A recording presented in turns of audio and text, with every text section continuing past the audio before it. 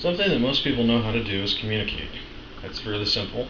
Most people know how to talk to another person and how to use their hands or their voice to create inflections or ways of speaking. The new, or the thing that I would like to teach today, is actually how to communicate to large groups of people, or to teach. In principle, it's pretty much the same way that you would use to communicate with anyone that you were talking to. My own personal favorite when I'm communicating or talking to large groups of people is actually to single individuals out in the audience and to speak to each one of those individuals in turn. Usually I'll pick someone who I'm actually interacting with or that I feel has some kind of connection with the way that I'm speaking, and it gives the illusion that you are actually speaking to everyone in a sort of personal manner and therefore including them, which increases your effectiveness as a speaker. One thing that I tell people when I'm actually training people to speak in public interactions is that being afraid or being scared never really goes away. You're always going to feel a little bit of trepidation.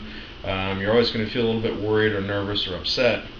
The trick is that once you start speaking, to just talk normally. And the more that you do it, and the longer that you kind of go at it, the easier that it will get. Especially if you stop thinking of the audience as a bunch of people, but rather as a group of individuals. It's important to kind of look over your audience, to kind of sweep your gaze back and forth, to engage everyone in the audience, to let them know that you're talking to them individually.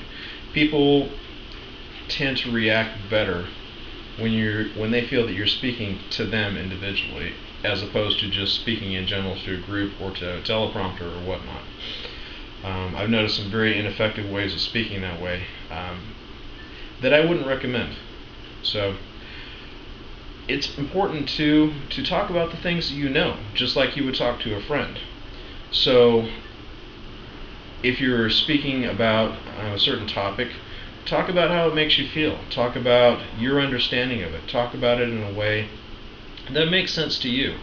Because if you talk in a way that's genuine, people will react to that, and they will connect with you as a speaker, and they will also connect to your topic.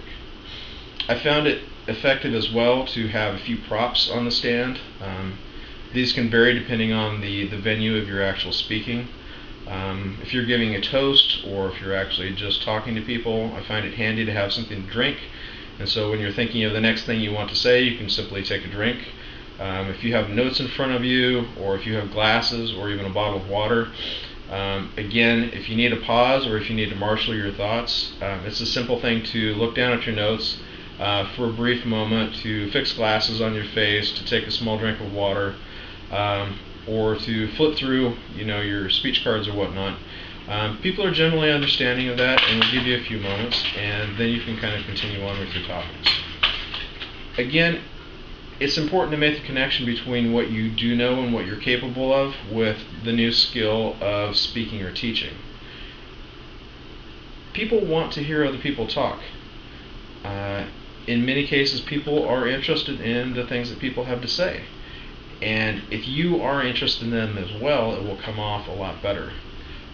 Talk about the things that you know. Talk about the things you like to do.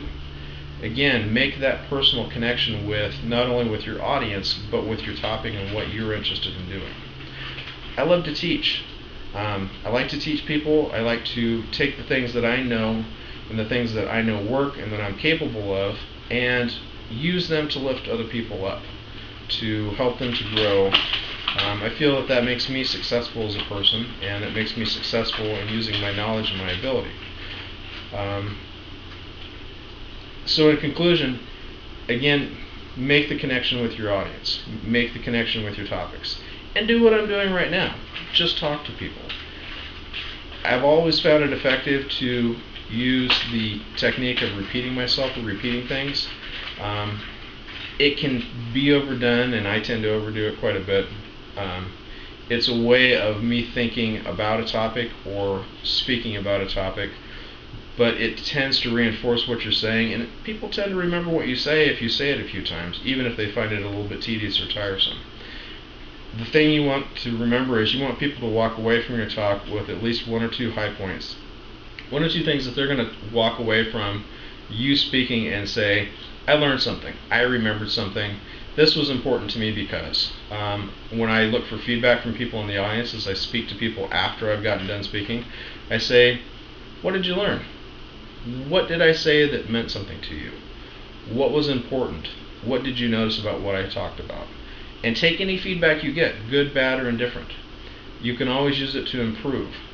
It's not a personal thing, it's just a method, and it's just a form of self-assessment and self-improvement. The more that you do, the better that you'll be at it, and take everything with a grain of salt and then move on from there.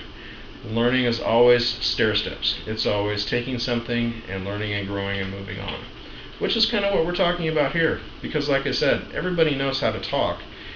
Pretty much everybody knows how to communicate. Communicating to large groups is no different.